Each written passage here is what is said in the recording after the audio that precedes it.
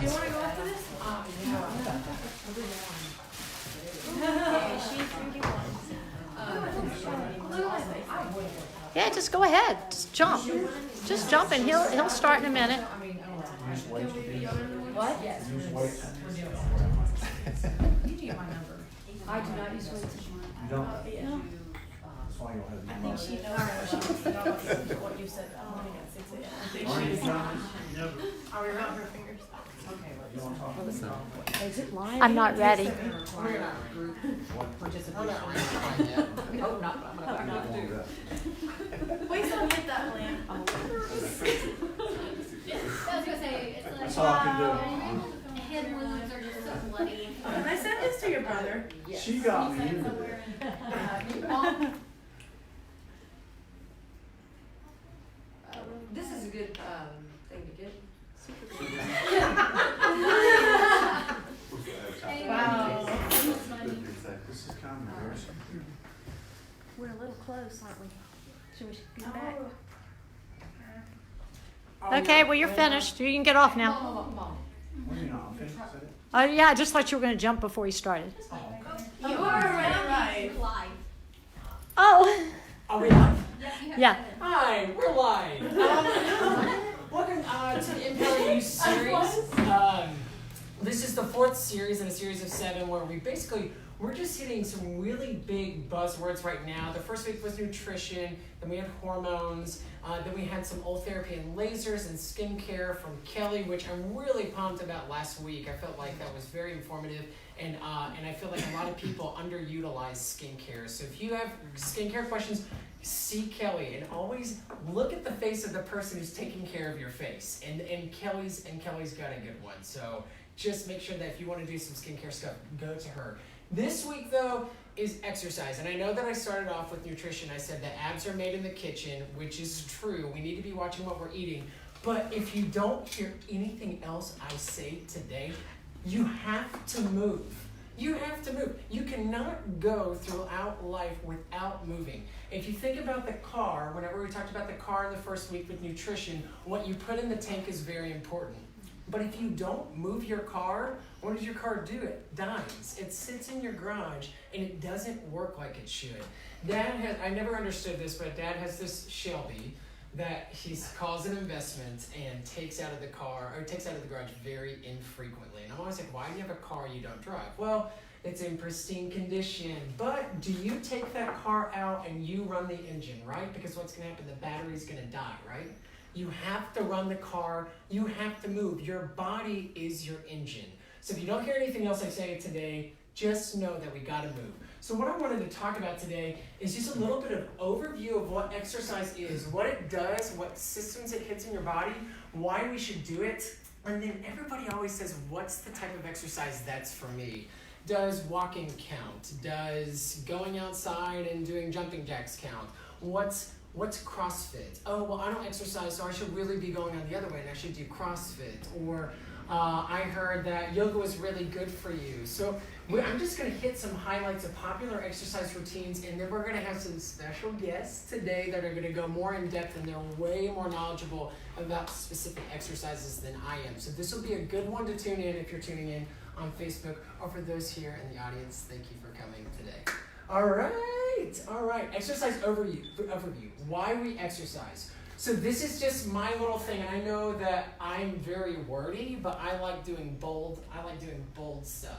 So moving requires your muscles to contract, which requires energy and oxygen to be delivered from your heart and lungs, resulting in heat loss in the form of calories. So notice the big thing right here is that moving, you have to move to contract your muscles. It requires energy, and you have weight loss in the form of heat and calories. So basically your heart pumps faster and harder. Your lungs breathe more to get the nutrients out to your body. What does blood carry? What does blood carry? Okay, nutrients. Oxygen. What do you need? What does your brain need to live? Your brain needs glucose and also needs oxygen. If your heart doesn't pump, your heart's not going to pump out where it needs to go. And how do you make your heart pump faster and harder and get stronger? What do you think, just show of hands, is your heart a muscle? It's a huge muscle. You have to work out your heart. So we'll go a little bit more into aerobic versus anaerobic exercise. But this is why we do it. Your muscles need more energy to move more so they can recruit and burn fat cells. It's for function. So I just went back into the history of exercise because this is not new. It's been around forever. So pre-10,000 BC, so there was regular exercise and fitness games with hunting and gathering. I put this up there too because are we hunters and gatherers now? No, we're sitters. We sit, most of us have sedentary work styles, which is part of just our modern culture. We're no longer going out hunting, gathering, picking crops, going and hunting the bison. So regular exercise is already part of natural life for these these very, very prehistoric humans, but they also exercised on top of that. Hindu yoga, 3000-ish BC, and I'll have my resident expert yogi talk more about yoga, but their exact origins are not known, but there's a philosophy that tried to envelop physical and spiritual balance that they found in animals. So they found this gracefulness in animals and this wholeness. So a lot of the moves are named after animals. If you'll notice a downward dog, a dolphin pose, they're mimicking animals. Ancient Greek, think about the Olympics. There's a quote from there saying that exercise is for the body and music is for the soul. These are a lot of things that too we underutilize, I think, and that we kind of get prescription medicines for when really we can fix with a lot of natural things. Renaissance period, high-level thought leaders actually correlated the smarter people were the ones that worked out more. It's a little bit. So what it does and why we do it, I will not go over everything in here. This is a very comprehensive list. Know that it hits every system in your body. It hits your musculoskeletal system. That's your bones and your muscles. That's the easiest one to figure out. If you're going to do a bicep curl, it's going to do something to your bicep. Cardiovascular health, another easy one to figure out. Your heart pumps more and gets your heart faster and it gets it stronger. It's a muscle. Your lymphatic system, which is what we're going to go over a little bit later and why we have this trampoline in the middle of the floor. Your lymphatic system is this fluid system that's all throughout your body. And if it stays stagnant, it removes toxins. It's your waste system. And if you think about if you leave trash in the middle of the floor and you don't move it, it's just gonna stink, right? You have to take the trash out. Lymphatic system jumping up and down moves that system and helps release toxins and gets blood flowing and your fluids flowing. Your nervous system, it reduces muscle tension. If you notice with headaches, when you get really tense in your neck, it reduces that tension, but it also provides circulation to your brain. Releasing endorphins, the famous quote from Legally Blonde, she couldn't have killed him. She exercises. Exercise releases endorphins. Endorphins make you happy, and happy people just don't kill their husband. That's kind of what it works on. There's a lot of research too saying that exercise helps your sleep too, which is really important. Endocrine system, it balances hormones and contributes to homeostasis. Our bread and butter here is hormones. And what do we tell you whenever we replace testosterone? You gotta use that testosterone somehow. And the receptors are in your muscles. Digestive system, it improves bowels. Think functionally. And this is also another yoga thing. If you think functionally, whenever you're getting in positional workouts, you're moving your body in a way that you're manipulating your system. There's stuff under the muscles. From here, this abdomen is chock full of stuff. It is packed tight. So the more you move, the more it helps things move along too. If you're in the hospital, you just got done with surgery, the first thing, they want you to get up and move. They want you to help. It helps with bowel movements and helps with the release of gas. Respiratory system, this is another one. You're opening up your chambers, these big bags sitting in your chest, expanding and pushing out. It's going to help strengthen those and get oxygen where it needs to go. So, how to exercise. I will tell you right this, and I'll preface right now, moving is better than not moving. So if you're stuck with what exercise should I do, at least do something. Dad told me right before I started, he said the best thing you can do in a room is do something. And that came from Granddad. Don't do nothing, do something. So how to exercise? Exercise to me really is the frequency, duration, and intensity. That just kind of breaks down what you're doing. It's the difference between an hour-long run and a 20-minute Tabata high-intensity workout. It's going to work out different parts of your body. and it's going to have different purposes. So, quickly, cardio. What? It's aerobic exercise, so it requires oxygen. That's how you're burning that energy, is with oxygen. It's aerobic. So these are including running, biking, swimming. Think of your kind of lower intensity sports, not lower impact, but lower intensity sports. Pros and cons of this. There's brain health, there's improved sleep. The biggest one is cardio, so it's cardiovascular health. You have endurance. These are your endurance athletes. It used to have a function where you're running away from a predator and you're able to get away from that predator and keep a length and a distance from that predator. Or you are on one side of the river, a predator is about to get you, you swim across to the other side and you're away from that predator. So it has a function too, almost like a biological function. The cons, I think the most important thing that I get from this, overtraining, and my big thing is joint health. You can see too, and Ernie, our PT, is going to come up and talk some too. You see with these really chronic runners that it really grinds on your joints. If you think about what takes a lot of the impact on your knees, and your knees will be the first things to go, especially with really big long distance runners. You have these shock absorbers, the meniscus that takes the shock. The more times you pound and hit with running on hard pavement, the more you're going to wear those joints out. Your shock, we replace our knees, but it's not routine maintenance like we do a car. So those are just going to get pounded over time. So I always tell people that to be cognizant of it. The thing I really love about cardio though, and the reason that I do it, is for a cathartic release, which is almost just as important as your physical health. It's almost a mental place. Has anybody ever heard of a runner's high? You get in that zone and you feel good, or you zone out to music. That shouldn't be undervalued. There is value to doing that. They'll say that there's less muscle gain or fat loss. I feel like this is due to the threshold. You're going to hit, when you have the higher intensities in the anaerobic workouts, you're going to hit a little bit more muscle than you are going to hit a little bit less muscle and less fat than that.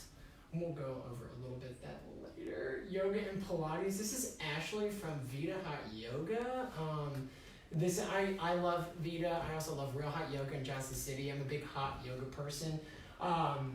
What is it? It's a spiritual and physical discipline utilizing breathing, exercise, meditation. Again, remember they're studying these animals and these poses, and they're combining the two so that you're getting physical well-being as well as emotional well-being. There's also a sense of community in a lot of yoga practices. The ohms kind of bring you together as one in unison. The pros, you can see with Ashley's stance right here, there is a ton of strength that is involved. She's on 2 of her hands right now, balancing her entire body weight. There's flexibility in her arms, in her shoulders, in her legs. I like thinking of stability as core strength. I think core strength is really important as we age. If I would choose any exercise, if I was only allotted one exercise, yoga would be the one that I would choose, because I think it lengthens your spine, it protects your spine at the same time, and the thing that we want to prevent as we get older, as we age, is falls. We don't want to fall, and yoga and Pilates are going to help a lot of this mid-core strength to help prevent the fall, or if you do fall, to make the fall less impactful. Total body collaboration, you hit every part of your body with this. This is not just upper body, it's not just lower body. And again, the mind-body-spirit connection, I think, is very important. Cons, there is a learning curve. Just going out and trying yoga is fine, but you'll get better with time. I remember when my mom started hot yoga, good Lord. Oh, please. She's holding the camera right now. But good Lord, this was an hour-long nap session in the corner with J-Raj. But I'm kidding. But not really. And sometimes in the corner, you'd find J-Raj just hanging tight if there was a move that she didn't know how to do or didn't feel comfortable going fully into it. She wouldn't do it. Mom would not start off with this move right here. But now, after a year or two, Oh, it is so yoga, me right now. Yeah, I can see that. I went to a yoga session with Mom last week, and she can do a bird of paradise. I mean, she's gotten incredibly more flexible. She has a family history of kyphosis. You'll notice that with my great-grandmother, my grandmother on that side, there's a little bit of forwardness. My grandmother has helped improve that through yoga. Mom's tremendously improved her spinal length. If you think about as we age too, we're putting a lot of pressure on our spine, and we're just continually putting pressure. And as we put that pressure down, the spine becomes smaller. We lose some height as we age. Yoga helps restore that height. I can't speak highly enough about this. Another con though, loss of consciousness and low blood pressure, it is something you want to look at with doing a hot yoga practice. With an intense heat that is in the room, it has a tendency to lower your blood pressure. So you have to drink a ton of water prior to each session and during each session. And just take it easy whenever you're going from the floor upwards. Because with power hot yoga, they're going to make you move. Weight training. So this is opposing the force of gravity through weights by muscle contraction. Weight training, I try to find, it's the best definition I could find. Gravity, we have to lift against gravity every day. I'm standing against gravity right now. But we're doing that with added weights on top. And the more weights we add on, the more muscle recruitment we need, and then the more tear and build in the muscle. It's just kind of, it utilizes anaerobic metabolism. Think of weight training as quick. There's eccentric, there's isometric, Ernie our PTs talk a little bit more about that. There's different ways to lift weights, but think that you're not going to lift one weight for an hour from start to finish. These are quick bursts, so it's using the anaerobic. It's not using oxygen to do this for metabolism. The pros of this, strength and size. Think weight training, think more muscle, but the most important thing as we age is bone health.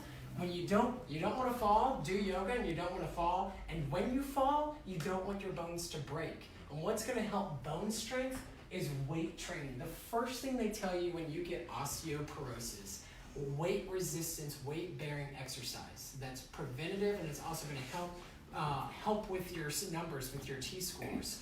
Weight bearers, why is that? Your bones are constantly remodeling. There is an osteoclast and an osteoblast. So you're building and rebuilding. It's like you're going out to the house and you're just shaving out the outsides of it and putting more plaster on, better plaster. It's a constant turnover. Weight training helps out with that turnover, so it's going to make your bones stronger. Cons, you are prone to injury and it requires the proper technique. If you're going to, this little kid right here, if he throws that weight over the top of his head, he's going to not only crush his skull, but he's going to throw his joints out. So proper technique is important and not overdoing it. And this is something I do want Ernie to talk a little bit more about, because there's safe ways to do it, and there truly are right and wrong ways to lift weights. A lot of people want to put on more weight and it looks better in the gym when you have more weight, but the function of what they're doing is not correct, and you're not hitting the muscles like you could be. So there is a little bit more bang for your buck with less weights and proper technique. And that takes somebody to actually tell you what to do with that. HIIT training, I went to a conference a couple months ago, a functional medicine conference, and if you go to one of these conferences, everybody looks immaculate and they're all 90 years old. I mean, they're like, oh yeah, I was born in 1890. And so I swear, they look amazing. So you're always asking them, whatever this person says is what I'm going to do because I want to look like them. And they told me, so I asked a lot of questions at that conference because I feel like, a lot of the times we're hitting things on the back end. I always like hitting things on the front end. Same thing with my passion for type 1 diabetes. I want to prevent it and not figure out ways how to get rid of it so that we can prevent it for other people. So I always talk about what do we do for functional medicine with our younger patients so that when we're not having this conversation at 60 and 70, we can get them to 60 and 70 and just keep them going on. But we ask, what's the best, if you had to say what's the best workout for everyone to do, and this is probably more opinion, but they told me that HIIT training and resistance training were the two things that you needed to do. Resistance training meaning weight-bearing exercises. HIIT, high intensity interval training. These are short bursts of high energy with quick rest. So you think about the 20-minute workout where you're 40 seconds on, 20 seconds off, or a minute and a half on, 30 seconds rest, and you continue to do it, and you go through stations. So you are really getting a total body workout with this. and you're getting a quick workout. It's going to be a 20-minute workout, but it's going to feel like you got hit like a Mack truck. Very high intensity, so you're going to get a lot of gains. The pros of this, it's a combination of cardio and strength. You'll notice in this picture that there's a lot of jumping, there's squatting, there's push-ups. Some Tabatas I've seen do involve weights as well. You can really just Google HIIT training and they can give you a program, or you can join gyms where they have a HIIT class. It's a quick metabolic disturbance. This, I'm going to read a little bit about this. They said that you can actually have improved insulin sensitivities with HIIT training, that it can actually throw your hormones and improve your hormonal responses better. And that's because they pose this because it's the quick and the intense workout. Intense, a note about intense, that means you're going as hard as you possibly can at full maximum. You're not just doing a push-up, you're doing as many push-ups as you can, full length. This is not a slow workout. They say though that it helps with your, helps burn fat quicker. It can burn fat up to 48 to 72 hours post-workout because of how you've hit it. The cons though is that there is a higher risk for injury. If you're going that quick, you may not be thinking about what your joints are doing, and you may push past the threshold of pain into injury. It's longer recovery periods between workouts. Some people need a couple days between them, so you may not be able to do a HIIT workout every day. Lymphatics. Does anybody remember this scene from The Nutty Professor when he was just so fun? I thought it was so funny, and I never got why they actually had classes with this. I thought it was just to have fun. This is called rebounding as well. A lymphatic workout is called rebounding, and is this, if you want to put that on the camera, it's this small trampoline. And Dad, actually, if you want to jump while I'm talking about this, if you can give a little bit of a demo. Oh. So Dad's been rebounding for the whole night, and I swear I thought he was kidding whenever he started doing this. It's like, you're not rebounding. And he's been rebounding for 15 to 20 minutes a day. Is kind of where they see the maximal benefits, is doing at least 15 minutes Yeah, a I day. don't need a long period of time. When I first saw one of these, I thought it was for sissies, you know. But Yeah. We don't then have to I use met that Fran since Wilson. 2020. Come here, Fran. You don't have to jump. I just want you to stand up here for just 1 second. I gotta introduce you. I did not. This is Fran. She's got all dressed up for this and everything. This is a PA that works with us. Wonderful, fit woman. You couldn't guess how old she is, but she's up there. not as old as me though, so she's young compared to me. But she told me about this a long time ago. How long have you been rebounding?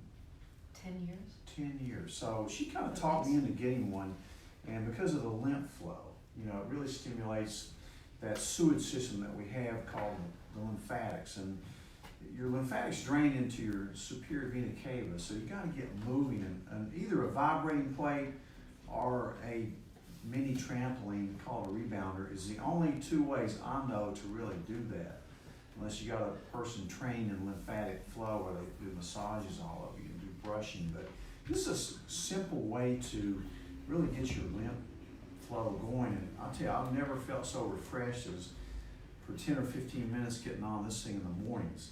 Now, here's what I want to do.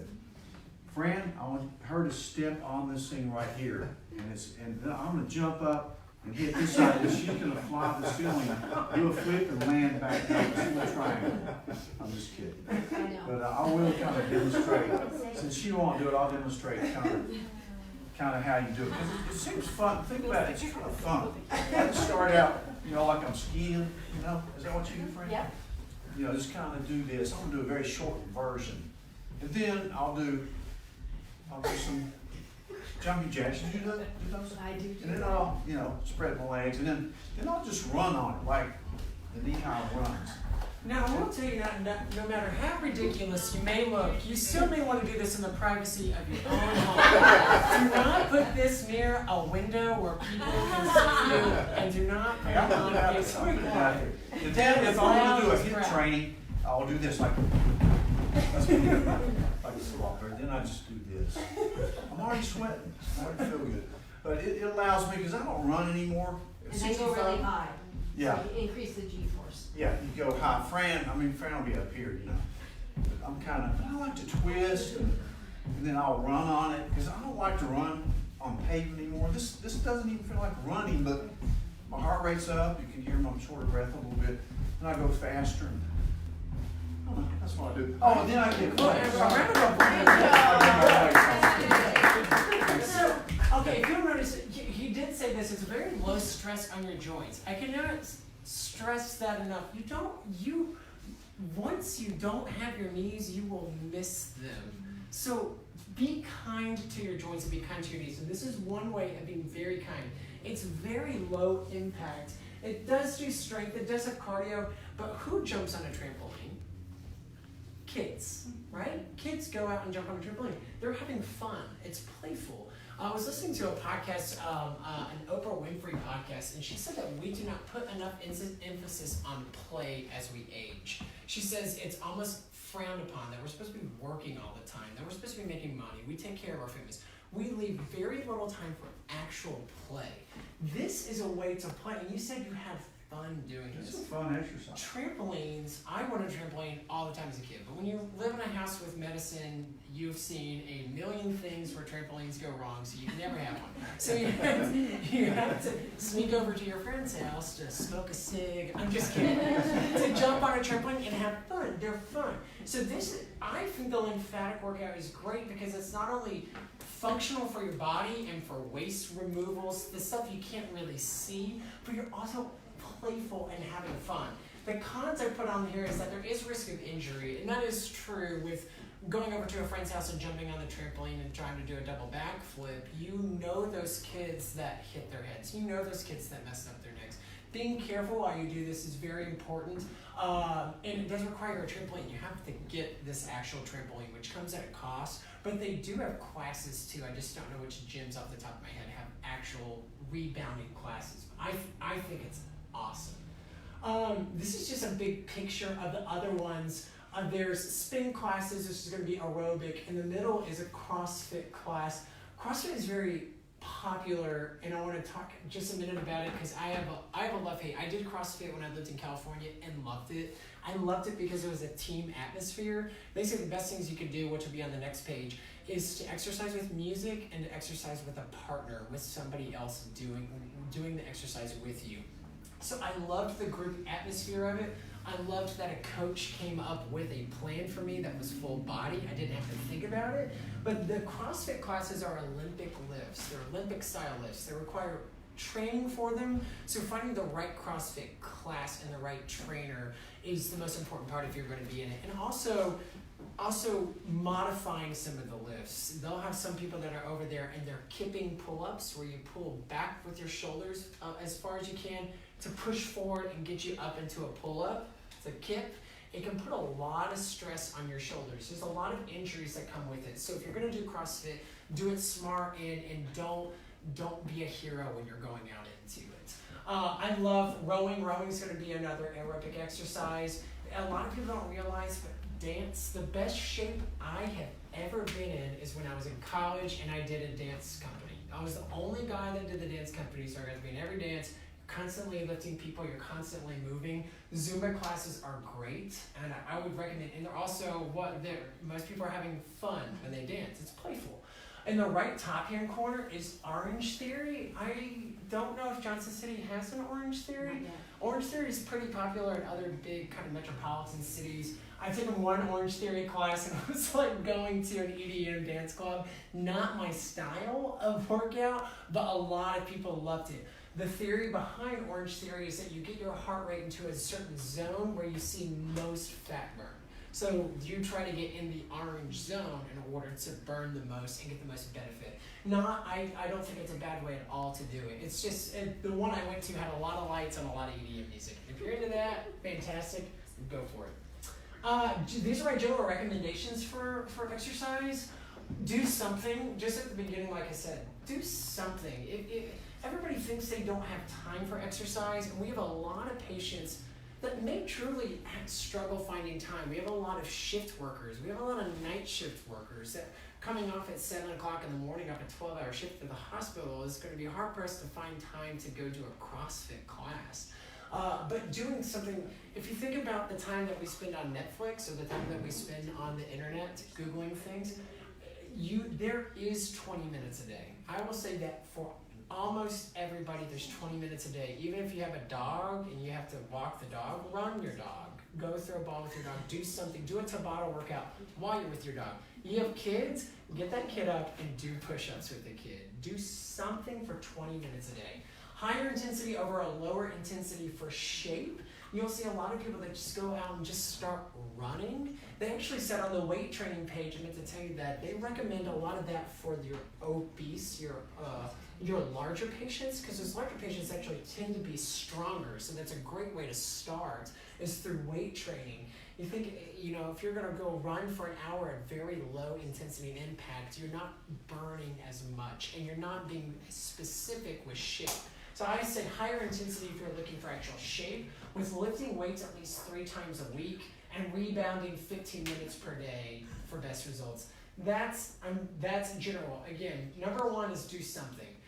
Be kind to your joints. You'll miss them when you're gone. So as we age, keep those joints healthy, because it's going to be a barrier to exercise if you do not have knees anymore. It's going to be a barrier to exercise if your ankles and your feet hurt all the time. Exercise with music and a partner. Vary your routine and know your limits. So don't be a hero. Don't go out and just think that you're gonna go ahead and squat like you did in high school. Knowing your limits is actually gonna get you further in the long run. I like varying your routine. My go-to is on the side. This is kind of how I shape my week. Whether or not I hit all of this every week, it doesn't happen, but this is what I shoot for. I do hot yoga 1 to 2 times per week if I'm lucky, at least once on a Wednesday or a Sunday.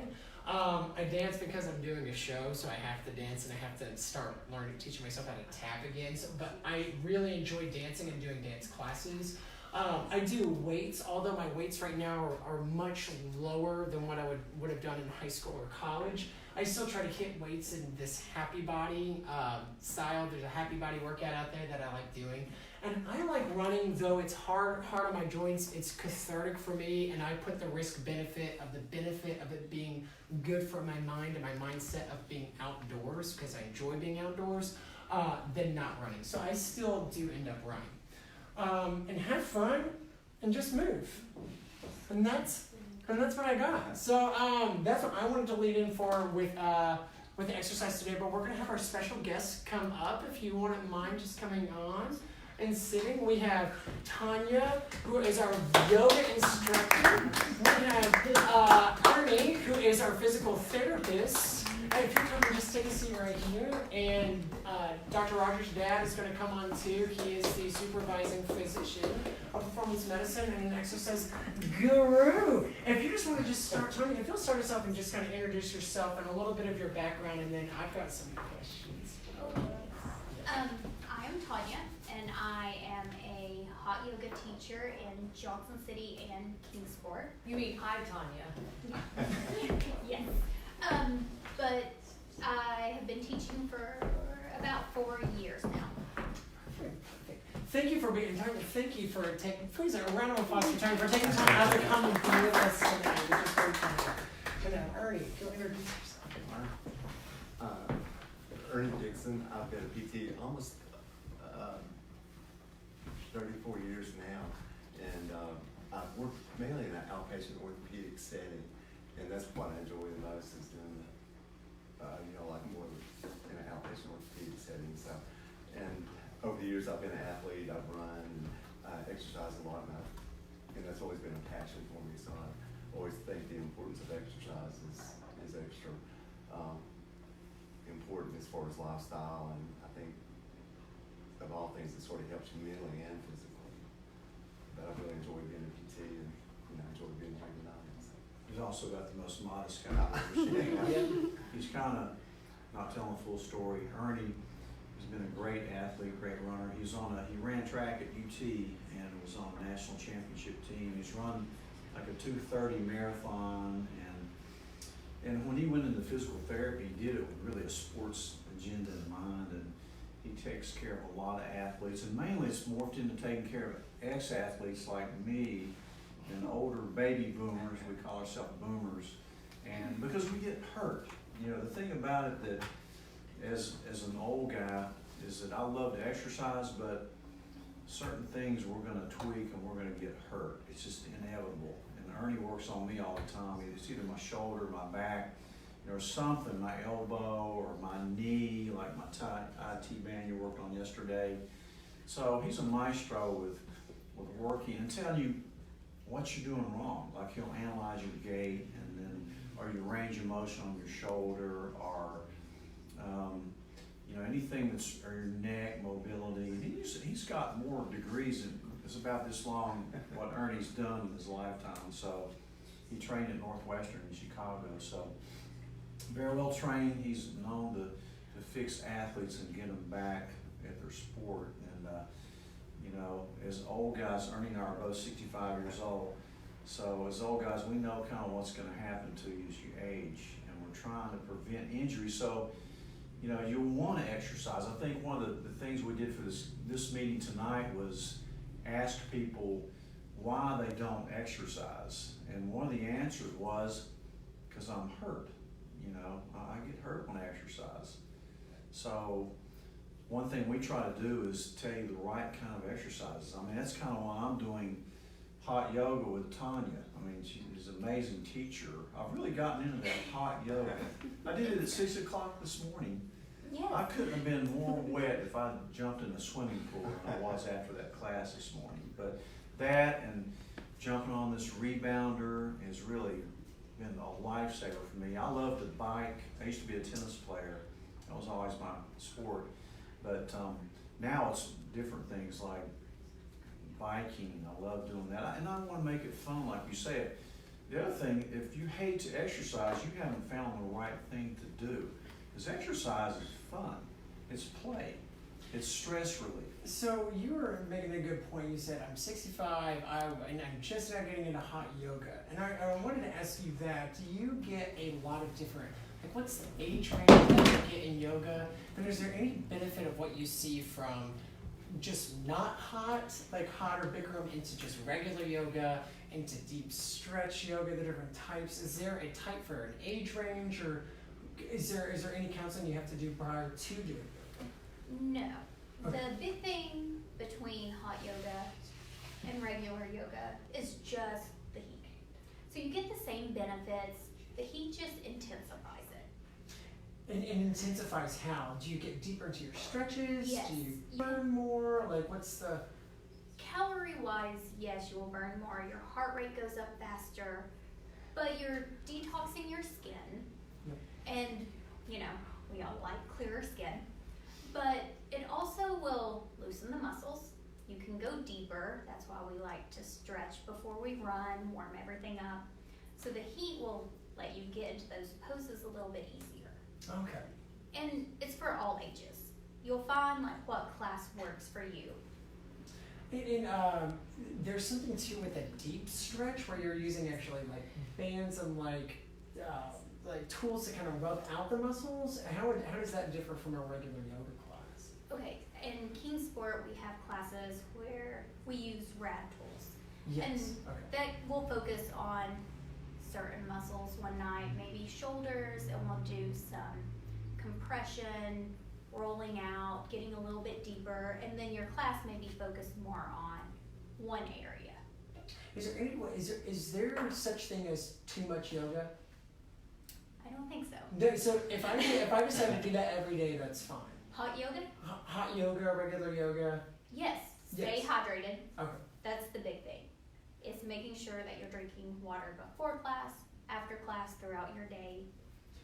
And if for anybody that might be listening or here tonight, if you've never done yoga, now we've convinced you to do it. Yes. How do you start? Can anybody just start at any class, or do they need to go to a beginner class, or do they need to do research prior to?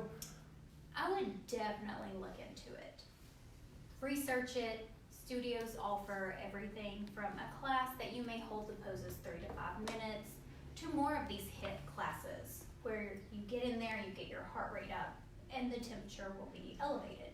So research your classes, go in, talk to the people in the studio, Okay. and they will kind of guide you into the direction of what do you want from your yoga. Just like- that's important. Yeah. What do you want from your yoga? So setting a goal at the beginning is, I want flexibility from my yoga. then you'll be in a more slow, deep stretch. Got it. Okay, that's important. Good. Ernie, what about you? What about when people come to you? What's your most common thing that you see when people come to you dealing with exercise, or what's the most common mistake you see people making whenever they're coming in or out of an injury? Well, I think a lot of times that when if a person has been hurt, they have feared that they're going to hurt themselves again, and they have the fear that they're not sure what they can do and how much they can do. And I think that's the big thing is, if you've had an injury, then you're kind of worried about, okay, am I able to do this, or am I going to hurt myself and have to have surgery or something like that. So I think the big thing is when I first see them, I try to see what their goals are. And everybody has different goals, and it just depends on the patient or the person. Like some people want to run a marathon, some people want to just play with their grandkids and have energy and feel good, and some people want to, like have a vacation where they walk through Europe or something, and that kind of thing. So it depends on their goals. So I always ask them what their goals are and what they would like to achieve. And then once you kind of know that, then you can kind of assess them, and like if they've had an injury, you can check their range of motion, their strength, do some special tests, do some biomechanical things. Most injuries have a biomechanical component, and that's the thing, you sort of have to look at that because everybody's structure is a little bit different. Certain sports are kind of tougher, like if you're running, if you have knee issues or hip issues, that's going to put a lot more stress on those. If you're swimming, that doesn't really have a whole lot to do with the weight bearing type thing. So it just depends on what they like to do. Everybody has sort of certain things. Some people like to walk, some people like to run, some people like to cycle. So you kind of see what they like to do, and some people like to do a varied type thing. So I kind of take all that in and try to process it and see what would be the best program for them. And it kind of depends on their pathology too. If someone comes in and they've got a lot of arthritis, then you have to be more creative and say, okay, I think this probably isn't the way to go, but you can do this and this, and once they feel like, hey, I'm in control, then they feel like it's not a big deal anymore. But there's a lot of fear at first, and there's a lot of uncertainty, and some people say, well, I can't exercise, and almost everybody, we can all exercise, we just have to find that niche that we can do, and that's the key. What do you feel like? I feel like whenever you go in, I have two questions, two-part. One, whenever you're lifting weights, I feel like if you go into a college gym, everybody goes in and everyone's doing curls. That's the first one. When you think of, oh, I'm exercising. Is that not the first motion you think of as, oh, this, which isn't super functional? What do you feel like if you had to choose a certain number of lifts, like if you had to choose 3 lifts to do, what are 3 lifts that you want to get better at? Like, is squats more important than bicep curls, or is that even is it even right to even think that? Well, it's like in most gyms, if you go in the gyms, most gyms have mirrors everywhere, and most everybody's watching themselves in the mirror, and they're watching the muscles in the front. Usually, it's the like the biceps and the pecs and things, and then I think that's where people tend to do. I mean, like most people like to do biceps curls, bench press. They like to do military press. Very few people like to do the muscles on the back side of the body, and that's probably the most important because those are the anti-gravity muscles. As we age, we tend to be doing things forward, so we tend to tighten up in here anyhow, so we tend to get this forward position. The muscles in the back tend to get weaker and weaker, and that's why we tend to go over. But in most gyms, you don't see many people doing those types of exercises because they're not the glamour muscles. It's not the muscles you see in your shirt or that type of thing. So, like we don't see them, so we tend to ignore them. Same thing usually with the legs and things too. Most everybody will do quad work and that type of thing. They won't do the hip work though, and that's really your core stability. A lot of lower extremity injuries are due to poor strength in the hip girdle in that area. What would be an example of a hip workout? Well, like the gluteus medius, the abductors in the hips, you can do weight-bearing strengthening, and you can do the non-weight bearing. It's probably more functional doing the closed chain exercises because that's how we move is closed chain with weight bearing. The open chain are where maybe you're sitting in a chair doing the exercises. And can you say that? Because closed chain versus open chain. Right, like open chain is when you're not weight bearing on the floor. Say you're doing quad work and you're doing quad extensions. You're sitting doing quad extensions. That's more of an open chain. A closed chain would be doing partial squats standing. You're using the same muscle, but you're doing it in a closed chain. The good thing about the closed chain is you exercise muscles in your lower back, your hip, your lower leg, your foot, ankle. Where if you're just doing them sitting, you're pretty much using just that one muscle. And it's not quite as functional. So, a lot of times you get more of a neurological or more of a neuromuscular effect when you're doing, the closed chain. So you're saying bigger butt, bigger, That's right, that's bigger right. butt, bigger back. That is true. That's good. Well, the thing I think that we tend to miss as we age, we tend to do a lot of things in the front part of our body, but really it's the anti-gravity muscles, the hip and buttock muscles. Those are the ones that help us get out of a chair. Those are the things that we lose as we age. We have that difficulty getting out of the chair. Like if you see an older person, a lot of times they have difficulty with their balance. They start taking little short strides, they lose the flexibility, and then they have that fear of falling, so they take even shorter strides, and then that just sort of perpetuates it. I have a random question about, and this is just from my knowledge, fast twitch and slow twitch muscles. Important to know the difference, important to work out the difference. Honestly, I can't tell you. Yeah, like certain muscles in our body are more fast twitch, and what that means is they can explode, they can, produce force quickly, but they tend to fatigue. The substrate of the muscle, the energy is a different, like the ATP system, and things are different. So, like an endurance muscle would be like your upper trap, it holds your head up against gravity. So if you're sitting there working at like the computer and you got your head down like that, well, the upper trap's working, and then they work 6-7 hours. And then when it fatigues, it just goes into a spasm. Where maybe your calf muscle, say you're out, like you're gonna sprint down the road. Well, you can sprint maybe 10 seconds, 15 seconds, and all of a sudden you feel fatigue, you feel that burn. And that's the fast twitch has sort of used up the energy source. So the fast twitch fibers are for real explosive, quick movements, but it's kind of short-lived. And the slow twitch fibers, certain muscles have more slow twitch, so they're more of an endurance. But most muscles have a blend in there. It's not just one or the other.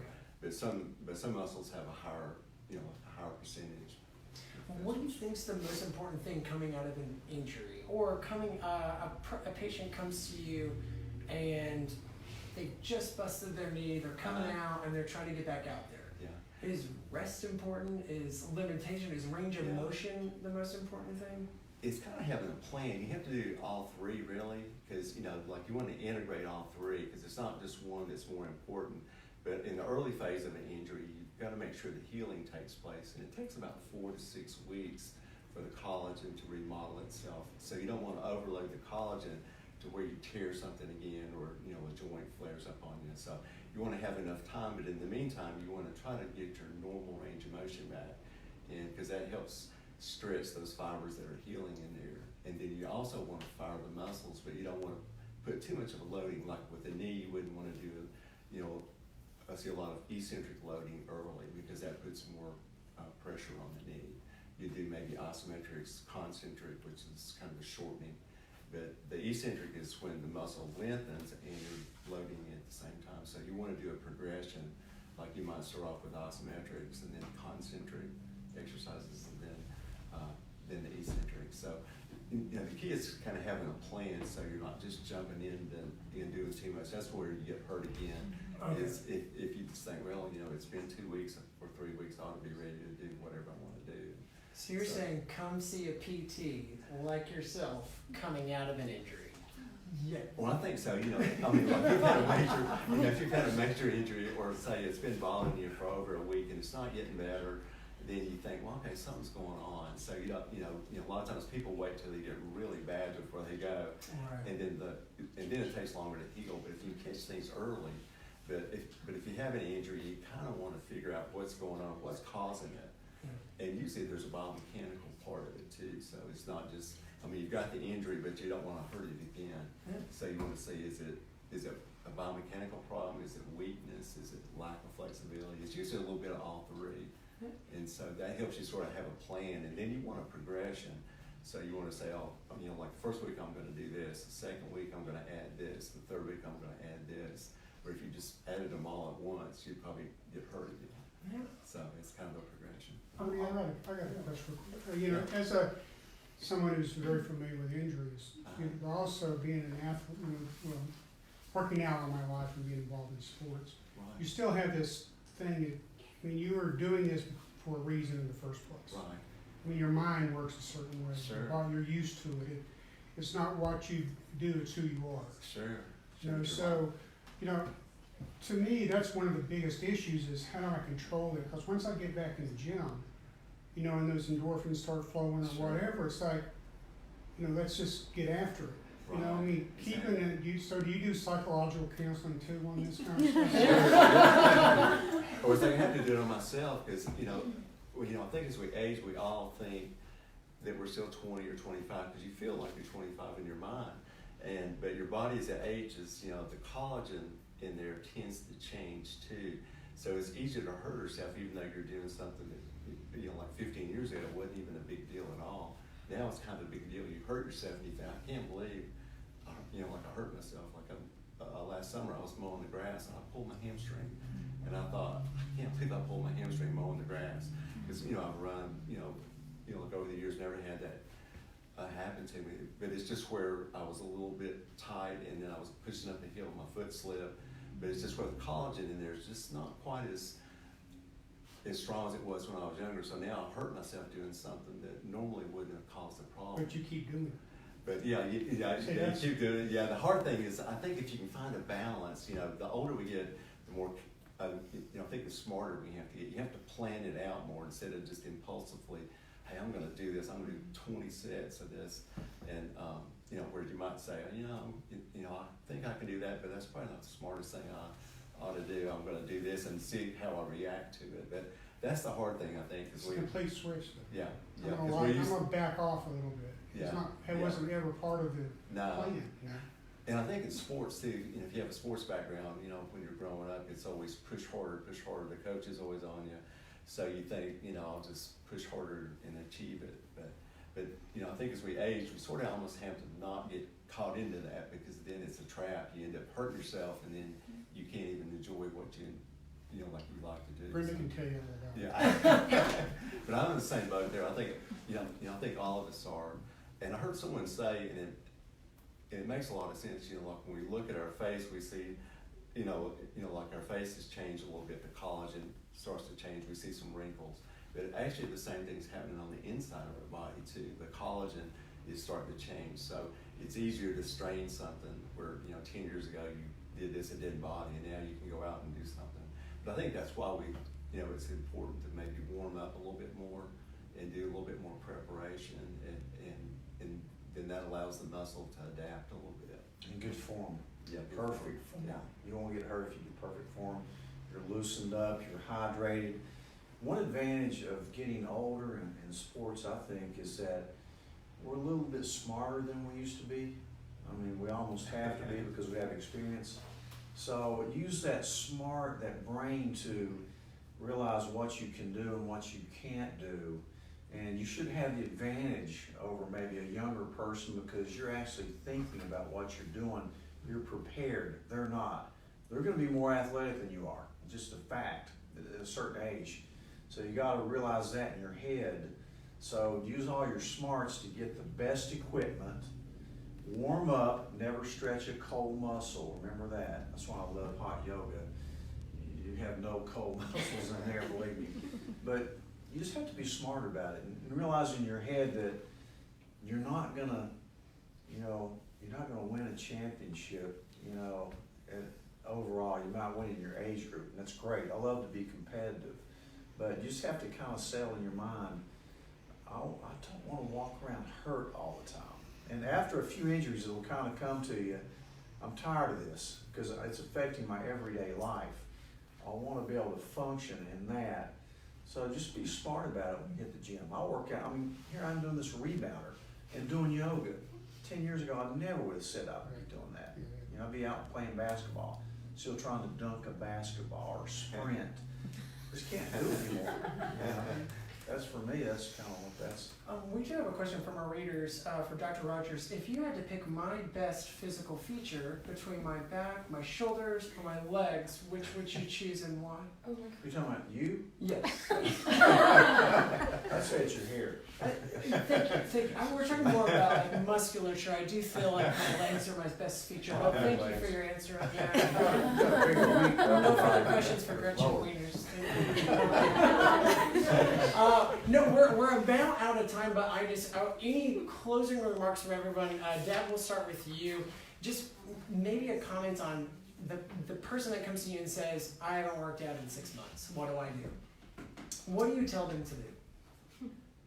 Do something, whether it's starting to walk. I mean, walking's a great exercise. Just start walking, and then do something that you enjoy and make it a routine. I think with any aspect of life, habit and routine. So I've tried to do my exercise at the same time every day. And I've learned that you don't need to work out for very long. I work out a lot shorter than I ever did. I get the same benefits. You know, I don't want to run for an hour. I will bike for a long time because I love it. I'm coasting some of the time. But do what you enjoy. Do something every day, and have fun with it. Ernie, any closing remarks? Well, I think the same thing, you know, the thing with exercise is something that you want to enjoy. It's something you want to look forward to. If you're doing things and you're sort of dreading it and you're thinking, oh, I can't stand it, I hate to exercise, then that's not really the attitude you want to have. You want to try to find something that you sort of look forward to. You know, I think the great thing about exercise is it helps you, or it helps me, as far as mentally, just because it helps you, as far as stress, anxiety, those types of things. It helps you get out there, makes you feel good, you burn those calories, you can eat a little bit more if you want to, that type of thing, but you just get that, I think the endorphins help. And the key, sometimes you can talk yourself out of exercise, on a day like today, it's kind of rainy and overcast, and you think, it's kind of looks bad outside, I'm not going to do much. But a lot of times, if you can just get started, dress yourself out, and get started, even though you don't feel so good, just go ahead and say, I'm going to do 5 minutes. But you'll find most of the time, once you start, you'll start to feel better. And sometimes you'll have the best workout you've ever had. But the whole thing is, a lot of it's mental, so you don't want to let that get, like the mental thing get in the way. You want to kind of make it fun. And if there's something you just hate to do, then don't do that exercise. Just find something. If you like to walk, if you like to cycle, or do a little bit of variation of both. Yeah. Or something like the trampoline or the rebounder would be great. Just kind of make it fun and kind of, change up your routine. Don't get in the same routine, because then that gets kind of boring, because you know what's coming. You're like, oh God, I gotta do that again, kind of thing. So. Tonya, any closing remarks? Tonya just finished a half marathon, by the way, goal setter, and can complete a half marathon in Disney World. So you know a lot about goal setting. You said goal setting was very important with yoga too, but any other closing remarks? Find what you like, because you have to try everything. Some things will work for you and other things may not. And just find where you fit in. There'll be a place, and you will look forward to going to being with the people that are like-minded, and just try different things. So do what you like and yoga. And yoga. Yoga. So I thought I heard you. Yeah, Sorry, yoga just makes everything better. Got it. I want to say something about Tonya, because this really resonated with me. At the end of your session the other day, at the end of a yoga session, an hour, you always sit in that prayer position, I guess, and you go like this, and then you say namaste, and then you always give like a word of wisdom. You said something I really loved the other day, was that take care of yourself so that you can take care of others. And I love that. In our profession, that's what we're trying to do. So as healthcare professionals, we're trying to take care of other people. And if you don't take care of yourself, you're not going to be of much use to others. So I always remember that. That was a great one. It's what they tell you when the masks come down in the airplane. Put yours on first before you help others. It's true. I think that's what we want to end on right there. Thank you so much. Please, a round of applause for our guests. Thank you so much for coming. Thank you all for coming. Thank you for enjoying us. Facebook listeners, we're coming to you live from the 401 studio. We're so happy to have you here. It's warm in the building, though. We'd like to see your body. We've got free wine. What's your problem? Come to the house. Because we enter for a drawing. Do we enter for a drawing this week? guy. Yes, we do. I don't know. Yes, we do. We have a free drawing. Yeah, I can tell you, it is for those sitting here. You just put your name in, and whoever wins gets a free exercise consult with Ernie. I'm putting mine in, and I'm putting mine in, and because it takes everything for me to get there, and 4 Vitatrim shots. That's just the energy, which we didn't talk about tonight, but we will. Yeah, we will. So thank you all for coming. Thank you all. Thank you all for listening. Over and out. Good night and good luck.